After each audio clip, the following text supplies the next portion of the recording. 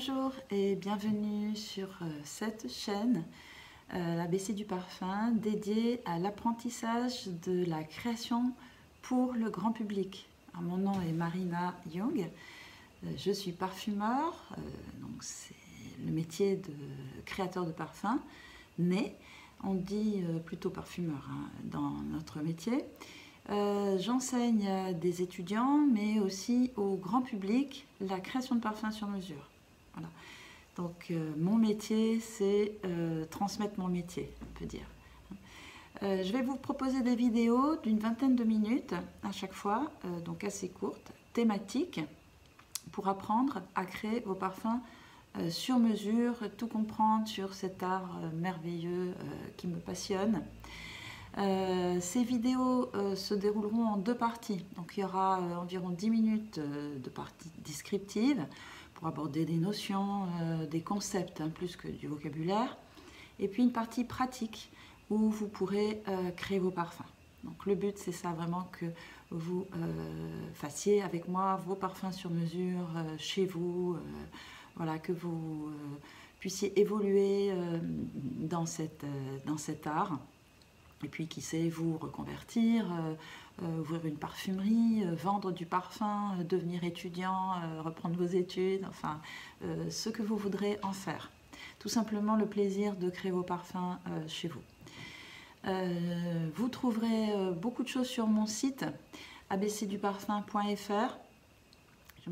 Vous trouverez un livre aussi aux sources du parfum qui a un manuel d'une centaine de pages qui est très abordable pour comprendre aussi tous ces concepts.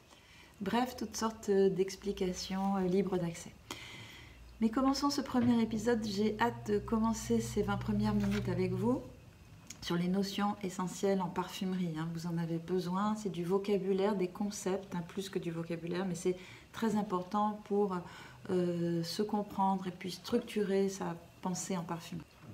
Alors, je fais une parenthèse, vous n'avez besoin d'aucune notion préalable, vous n'avez pas besoin de venir avec des connaissances pour visualiser ces épisodes. Une fois qu'on aura abordé ces notions, aujourd'hui, l'eau de Cologne, ça sera notre petite partie pratique. On commence toujours la parfumerie avec l'eau de Cologne, pour les jeunes parfumeurs que vous êtes. Alors c'est un thème qui est très plaisant d'abord, qui est mixte, intemporel, cette fraîcheur zestée. Et puis c'est très simple aussi, puisque 3 essences suffisent finalement à composer ce thème. Alors vous voyez, je vous ai représenté le thème de l'eau de Cologne par ce petit schéma. Vous voyez des notes de musique sur une partition. Donc ça, c'est quelque chose de très personnel que j'ai imaginé pour représenter un parfum. Et donc des notes sur une partition, ça forme un accord, au moins un. Donc ici, c'est tout à fait ça. Et vous voyez le groupe des agrumes, eh bien c'est ce qu'on appelle les notes hespéridées ou citrus. Alors on utilise ce vocabulaire de la musique qui fonctionne très bien en parfum, puisqu'une note, comme en musique, une note, ça va désigner une odeur, quelque chose, ça va évoquer l'unicité, une odeur. Donc on va dire une note rose, une note citrus, une note hespéridée, une note girofle, une note patchouli. Donc là vous voyez 3 types de notes. Vous voyez la note fleur d'oranger, donc c'est la fleur de l'oranger amer, le bigaradier. Et puis vous voyez les 2 notes que j'ai mises ensemble, romarin, lavande. Donc ça veut dire que ces 3 types de notes sont très différentes. Les notes hespéridées sont dans le registre des agrumes. Le néroli, la fleur d'oranger, c'est le registre floral. Et puis romarin, lavande, ça va être le registre aromatique. C'est pas considéré comme une fleur, la lavande. Ça relève de la sensation aromatique, donc un peu médicinale. Sur ce schéma, ce qui vous parle, c'est aussi que vous avez des contrastes. Vous avez des groupes de notes. J'ai mis ensemble tous les agrumes et ensemble les notes aromatiques, puisque ces notes sont très différentes, elles sont même en opposition. Donc des notes en opposition dans un parfum, ça va créer des contrastes. Un contraste, imaginez des couleurs jaune, violette, donc qui sont en opposition, ben vous avez du relief dans un dessin. Je fais souvent des allusions à la peinture, à la musique dans mon livre, parce que je trouve qu'il y a vraiment des connexions. Troisième remarque, vous voyez sur ce dessin que les notes sont de tailles différentes. Donc pour les notes hespéridées ou citrus, pour le citron, l'orange, la bergamote, la note représentée est plus grosse. En réalité, elle devrait être encore plus grosse puisque je mets environ dans une eau de Cologne en proportion 80% des notes hespéridées. Tandis qu'on met environ 10% de notes lavande romarin et puis 10% de notes fleur d'oranger. Vous voyez l'équilibre. Alors, le mot équilibre est très important aussi, ça désigne les proportions relatives qui vont donner un effet particulier dans le parfum. Donc d'ores et déjà, je vous conseille d'acheter un petit cahier et vous allez mettre tout le vocabulaire important que vous allez utiliser, la note, l'accord, l'équilibre, les proportions approximatives des notes dans le parfum. C'est très important si vous travaillez dans le parfum, mais pas seulement dans un service de création de parfum, au marketing, dans un département commercial. Il vous faudra échanger avec un parfumeur. Donc il faut se comprendre dans les termes et ces termes sont très codifiés. Donc 80% de notes hespéridées, 10% de fleurs d'oranger, 10% de notes aromatiques. Imaginez que je mette au contraire 80% de lavande. Ben là, je n'ai plus du tout la fraîcheur Cologne zestée, évidemment, j'ai un parfum plutôt à la lavande. Alors ça va être matérialisé dans cette formule. Au moins un. Donc ici, c'est tout à fait ça. Et vous voyez, le groupe des agrumes, eh bien, c'est ce qu'on appelle les notes hespéridées ou citrus. Alors, on utilise ce vocabulaire de la musique qui fonctionne très bien en parfum, puisqu'une note, comme en musique, une note, ça va désigner une odeur, quelque chose, ça va évoquer l'unicité, une odeur. Donc on va dire une note rose, une note citrus, une note hespéridée, une note girofle, une note patchouli. Donc là vous voyez trois types de notes. Vous voyez la note fleur d'oranger, donc c'est la fleur de l'oranger amer, le bigaradier. Et puis vous voyez les deux notes que j'ai mises ensemble, romarin, lavande. Donc ça veut dire que ces trois types de notes sont très différentes. Les notes hespéridées sont dans le registre des agrumes. Le néroli, la fleur d'oranger, c'est le registre floral. Et puis romarin, lavande, ça va être le registre aromatique. C'est pas considéré comme une fleur, la lavande. Ça relève de la sensation aromatique, donc un peu médicinale. Sur ce schéma, ce qui vous parle, c'est aussi que vous avez des contrastes. Vous avez des groupes de notes. J'ai mis ensemble tous les agrumes et ensemble les notes aromatiques, puisque ces notes sont très différentes, elles sont même en opposition. Donc des notes en opposition dans un parfum, ça va créer des contrastes. Un contraste, imaginez des couleurs jaune, violette, donc qui sont en opposition, ben vous avez du relief dans un dessin. Je fais souvent des allusions à la peinture, à la musique dans mon livre, parce que je trouve qu'il y a vraiment des connexions. Troisième remarque, vous voyez sur ce dessin que les notes sont de tailles différentes. Donc pour les notes hespéridées ou citrus, pour le citron, l'orange, la bergamote, la note représentée est plus grosse. En réalité, elle devrait être encore plus grosse puisque je mets environ dans une eau de Cologne en proportion 80% des notes hespéridées. Tandis qu'on met environ 10% de notes lavande romarin et puis 10% de notes fleur d'oranger. Vous voyez l'équilibre. Alors, le mot équilibre est très important aussi. Ça désigne les proportions relatives qui vont donner un effet particulier dans le parfum. Donc, d'ores et déjà, je vous conseille d'acheter un petit cahier. Et vous allez mettre tout le vocabulaire important que vous allez utiliser. Hein. La note, l'accord, l'équilibre, hein, les proportions approximatives des notes dans le parfum. C'est très important si vous travaillez dans le parfum, mais pas seulement dans un service de création de parfum, hein, au marketing, dans un département commercial. Il vous faudra échanger avec un parfumeur. Donc il faut se comprendre dans les termes, et ces termes sont très codifiés. Donc 80% de notes hespéridées, 10% de fleurs d'oranger, 10% de notes aromatiques. Imaginez que je mette au contraire 80% de lavande. Ben là, je n'ai plus du tout la fraîcheur Cologne zestée, évidemment, j'ai un parfum plutôt à la lavande. Alors ça va être matérialisé dans cette formule hein, que j'ai écrite ici sur un petit tableau Excel, tout simplement. Donc je mets environ 80% de cette quantité citron, orange, bergamote.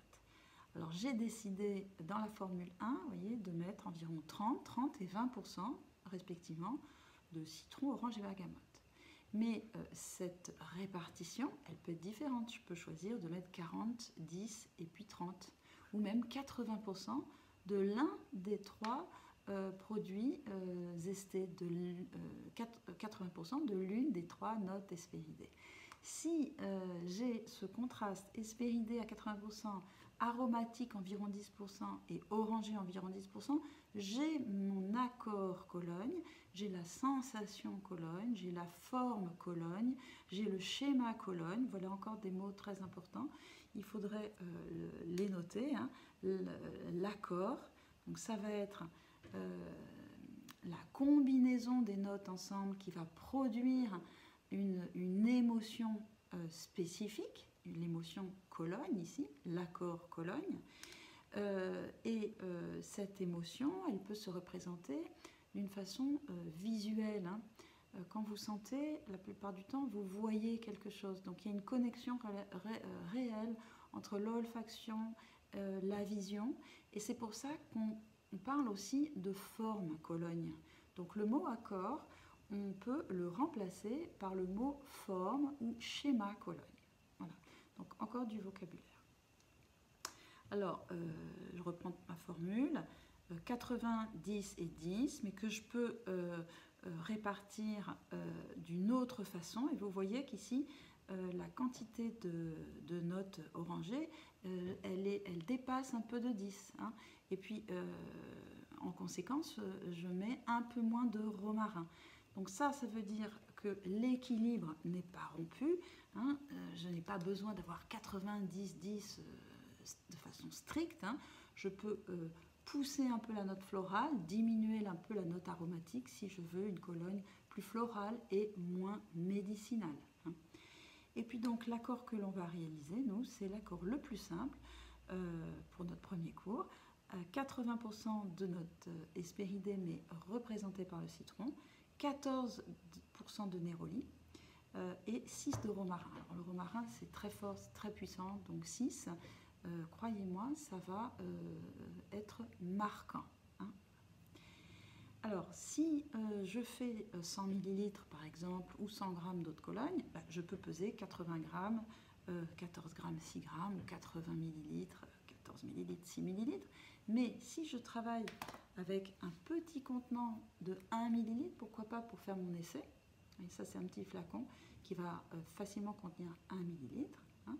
Je vais tout diviser par 100. Ça va me faire 0,8 de citron, 0,14, je parle en millilitres, de néroli, et puis 0,06 de romarin. Hein, c'est proportionnel, donc ça va me faire aboutir à la même formule.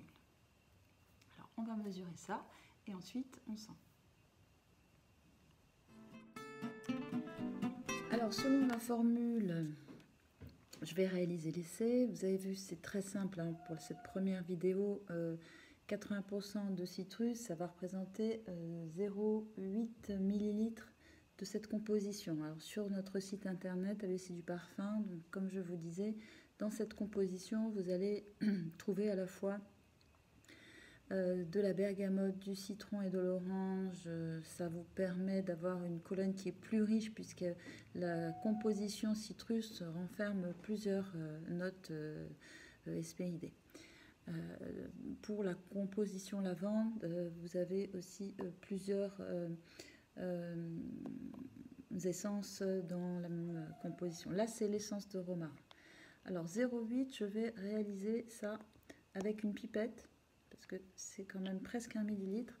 Je ne sais pas si je montre bien ici. Donc je prélève avec la pipette ici, hein, et les pipettes, vous les trouvez aussi sur le site, hein, on vous les envoie. Et ici, vous voyez, je prélève, mais si j'en ai un petit peu trop, mais il suffit que j'ajuste ici jusqu'à 0,75. Alors 0,75 sur cette pipette, bah, c'est là. Je vais vous montrer avec un petit trait rouge, parce que chaque graduation fait 0,25, 0,5, 0,75. Alors si je veux être très précis, je peux aller jusqu'à là à peu près, ça fait exactement 0,8, mais je vais pas me poser trop de soucis et je fais à peu près 0,8 dans ce petit flacon. Ensuite, je ferme bien ma composition pour éviter qu'elle ne coule sur la table. Ensuite, donc, je vais rajouter le Neroli. On me dit 14, 0,14 ml, ça fait à peu près 7 gouttes. Hein. Une goutte fait 0,02, donc vous comptez 0,14, ça fait 7 gouttes. Là, de même, le romarin, c'est environ 0,06 pour faire 6% et ça fait 3 gouttes. 0,06, 0,02, 0,04, 0,06. Alors, trouvez sur le site internet de nombreuses formules qui vous permettent de créer toutes sortes de colognes et donc d'eau fraîche, ce qu'on appelle les eaux fraîches, des colognes beaucoup plus riches, beaucoup plus élaborées. On y reviendra. Là, j'ai mon petit flacon et maintenant je vais sentir. Donc pour sentir ce premier essai, cologne numéro 1, vous pouvez mettre ici, vous notez cologne, COL numéro 1. Là, ici, le mieux c'est de mettre une petite étiquette. Et alors, très important pour... Je ris parce que les étudiants vont se retrouver dans mes petites manies.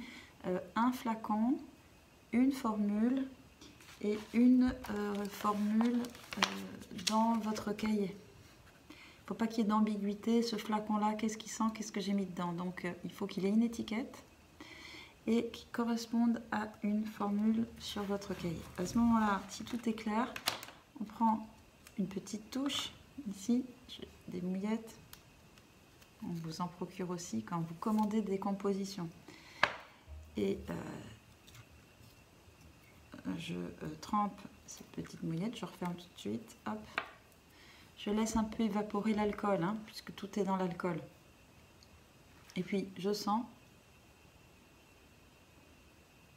J'ai l'accord Cologne par excellence, c'est-à-dire cet effet très esthé qui vient me saisir, mais je sens ce petit aspect médicinal. Et je vais sentir la fleur d'oranger. Bon, il faut prêter un peu d'attention, il faut être tranquille, hein, il ne faut pas faire autre chose en même temps que l'on sent un parfum. Sentir un parfum, l'analyser, ça s'appelle l'évaluer. Hein. On fait une évaluation de ces parfums. Il faut être tranquille, il ne faut pas être dérangé. Hein, parce que notre esprit va focaliser, l'imaginaire va fonctionner et vous allez sentir et identifier les notes que vous avez mis dans votre parfum. Vous allez les juger de l'équilibre, est-ce qu'il est satisfaisant, est-ce qu'il faut modifier cet équilibre, est-ce qu'on ne sent pas assez le romarin. Alors à ce moment-là, je fais un deuxième essai où je vais augmenter le romarin, mais sans changer si possible les autres matières premières. et puis je sentirai et c'est 1 et c'est 2. Voilà, j'aimerais que vous puissiez sentir en même temps que moi parce que c'est toujours un plaisir. L'eau de Cologne, on ne s'en lasse pas. Alors la fois prochaine, épisode numéro 2, alors on pourra faire une eau de Cologne un peu plus élaborée, notamment en associant des notes musquées, des notes boisées, des notes ambrées. Et vous allez voir, on obtient un résultat très surprenant, très différent, beaucoup plus riche et avec beaucoup plus de ténacité. Je vais terminer là-dessus. Cette Cologne, c'est un parfum qui est très vivifiant. Voilà, le matin, on a envie de se réveiller à l'eau de Cologne, mais c'est un parfum qui ne va pas durer, qui va s'évaporer vite, parce que toutes les notes qui participent à cet accord sont très volatiles. C'est-à-dire que vous avez le parfum ici sur la touche qui est constitué des notes hespéridées, des notes orangées, des notes aromatiques. Elles vont s'évaporer dans l'air et se disperser très rapidement. Alors en chimie, on dit rien ne se perd, rien ne se crée. C'est un principe, c'est-à-dire que les notes vont se diffuser et se disperser. Elles vont se diluer dans l'air, comme elles se dilueraient dans un liquide.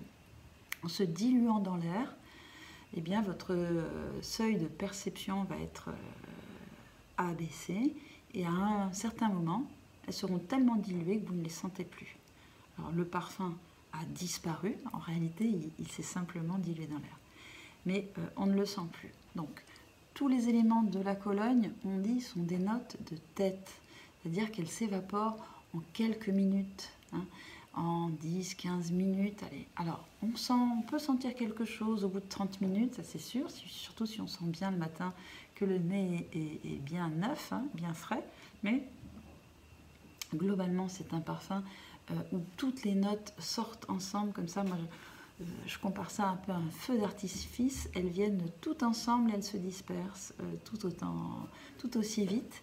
Alors si on veut sentir l'eau de Cologne toute la journée, ben, qu'est-ce qu'on fait? On se reparfume toute la journée, toutes les 15 minutes à l'eau de Cologne, c'est possible. Voilà, je vous souhaite une bonne soirée. N'oubliez pas de mettre des commentaires, de liker et de m'envoyer des mails. À bientôt.